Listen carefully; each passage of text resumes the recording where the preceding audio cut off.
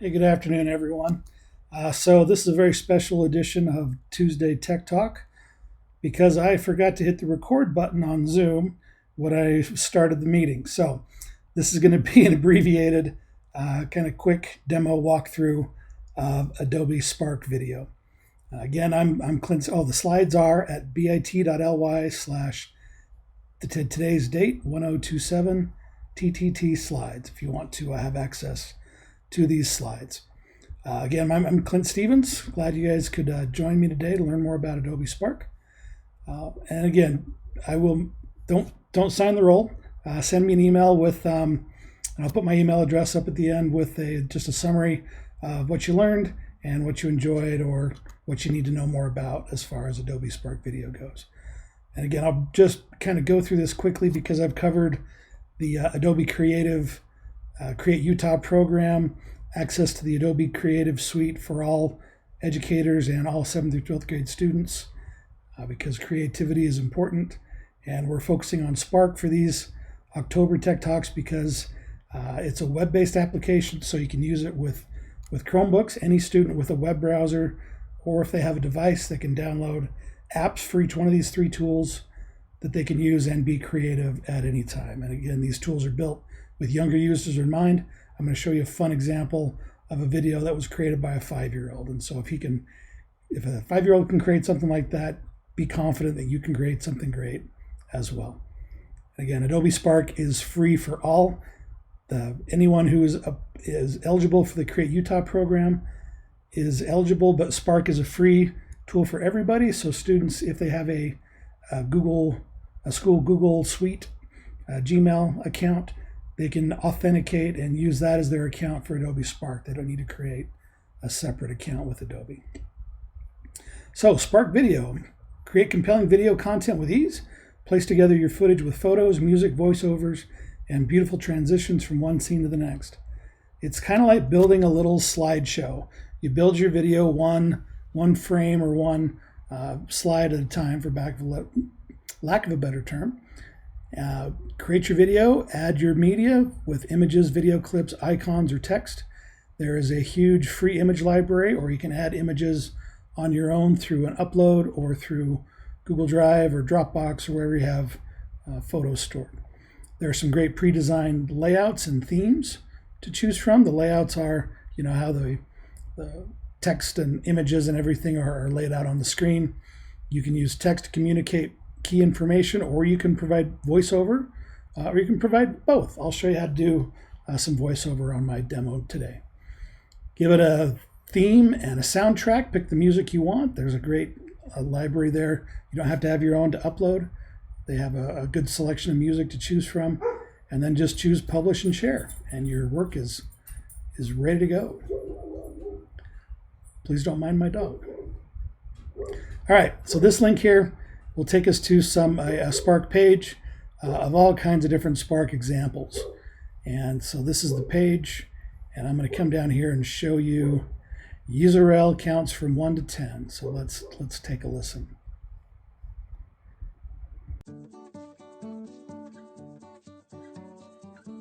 One kitten is like cute.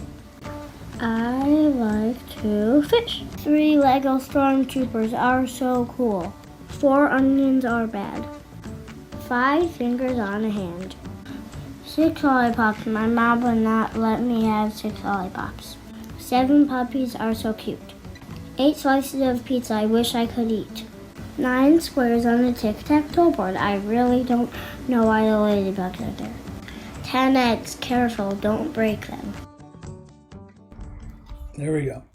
So a fun, quick, little creative, great way for students to demonstrate understanding and knowledge on a wide array of topics. Instead of them needing to write a paper, fill out a worksheet, just have them make a quick video to show what they've learned.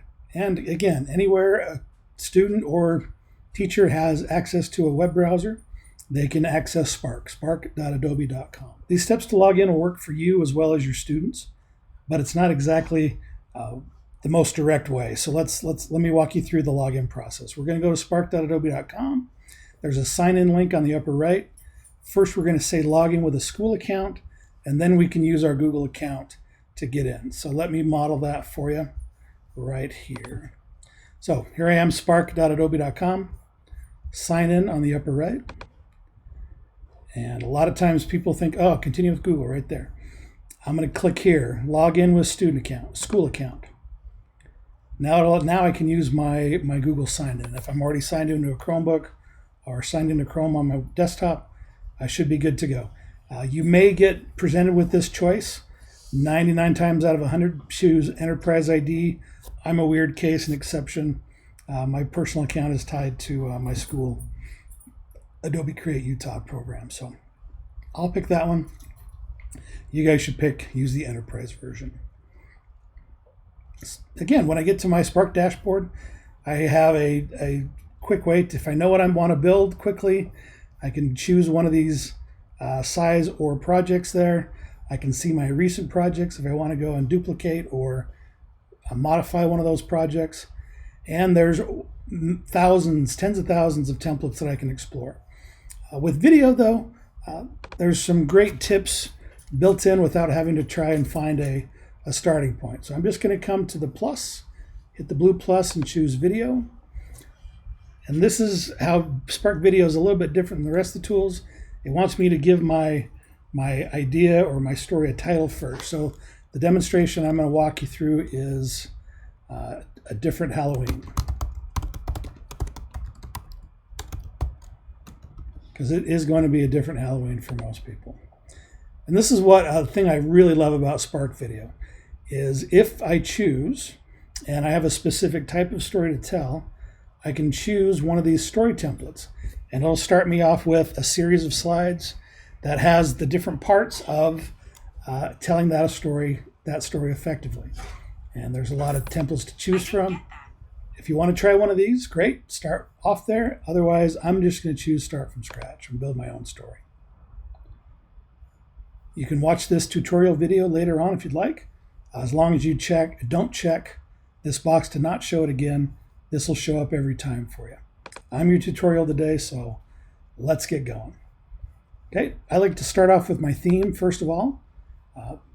I do have a branded account, and you can set up a brand with your school colors and logos and things like that, and their themes based on that brand. But I think I'm going to choose Mega, and the reason why is because it has a color. It has orange as a color that I want. If I wanted to choose statement, I could also choose statement with a little bit of orange, but I can just kind of preview these themes by just hovering over, and I'll get an idea of what the transitions look like and what colors I have available to me.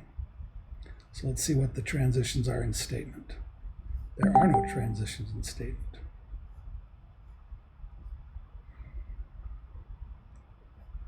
So I'll choose Mega and choose orange. Okay, so let's start off with an image to grab some attention here. So I can only add a couple of things to each slide. Usually it's like one of these objects. If I choose a different layout like split screen, I can do text on one side and icons or videos or photos on the other side, but I've got a couple different layouts to choose from. I'll stick with full screen on this one, and now I will choose a photo. And so as I choose my different options here, my options on the right update. There's a giant selection of free photos. I'm going to use that right now to find a Halloween photo. Looking for some jack-o'-lanterns. It'll be nice and spooky and scary to get my story started off right. Okay, now I can add some text here to say a different. Okay, so there's my title. And Adobe does all the fonts and all the transitions and everything. I have a good selection of choices and colors to choose from, but it's not analysis by paralysis. So again, let's choose my next slide. I'm going to hit a plus down here, and it'll put another slide in here for me. And so let's see, I want to start off with the reason why we're choosing the Halloween's going to be a little bit different this year. So I'm going to go to icon this time. And instead of Halloween, there's thousands of Halloween icons there. I'm going to say COVID-19. Yes, there's even clip art for COVID-19. I'm going to choose that little icon there. I could put some photos or video behind that, but I can't keep adding lots and lots of things to each slide. But I'm happy with that. I will add my story and add some voiceover later on. I'll explain what that is. Okay.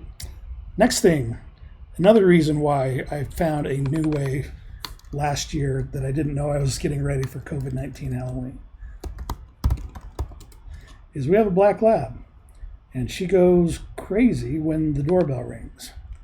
And so we had to figure out a different way to do COVID last year, or to do trick-or-treating last year, and it turned out to be a socially distanced, good way to do our Halloween for this year. And the way we did that, I'm going to make a new slide. And this time I'm going to add my own photo. I'm going to go back here and upload a photo. Is that we put out a bowl of candy, and I made a little slide that says, "Please do not knock, our dogs go crazy." And the picture's the wrong aspect, but the rest of the sign says, "Please ring our video doorbell, take a piece of candy, and wave to us so that we can see what your costume looks like." And it worked out really, really well last year. We had the kids did a great job in following the rules. We had candy left over at the end of the night. I'll upload another video, and so you can see what our trick-or-treaters look like. There we go. And then one last slide, and I'm going to do one more photo of my own. A proof of our happy and calm dogs and watching our trick-or-treaters on our phones. Okay.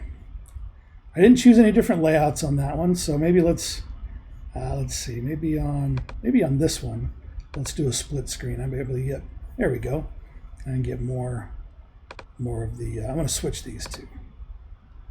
There we go. So plus and choose text. Take a treat, ring the doorbell, and wave. Okay, there we go. So now I've got my basic story in place. And so but now I want to add my own another personal touch to it by adding my own voiceover. And I do that again, slide by slide by slide. Record what I want to record, just one slide at a time. This year, Halloween is going to be a bit different. If I want to play that back. This year, Halloween is going to be a bit different. That music doesn't really go along with it. Normally I pick music at the end, but I think I'm going to switch to horror movie here for my music, and you can kind of hear what that sounds like as we go along. So let me see, next one. And this is kind of a horrific thing. Due to COVID-19 this year, trick-or-treating is going to be different.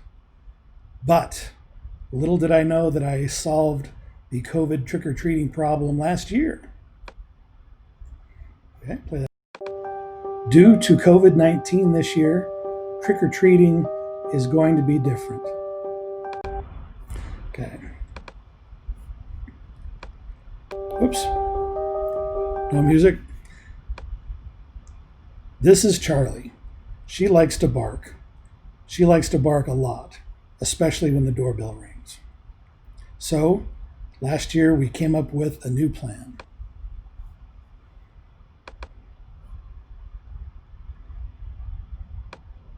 And this plan will work great for this year. Take a treat, ring the video doorbell, and wave so that we can see your costumes and still get a fun trick-or-treating experience.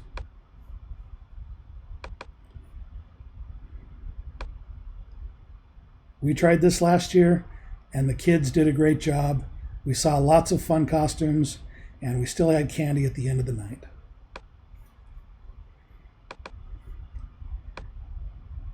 And as an added bonus, we had calm dogs while we watched. And I'm going to do that over again. All I have to do is just hit the record button again. And another bonus is that we had calm dogs and we could see all the trick-or-treaters come and go.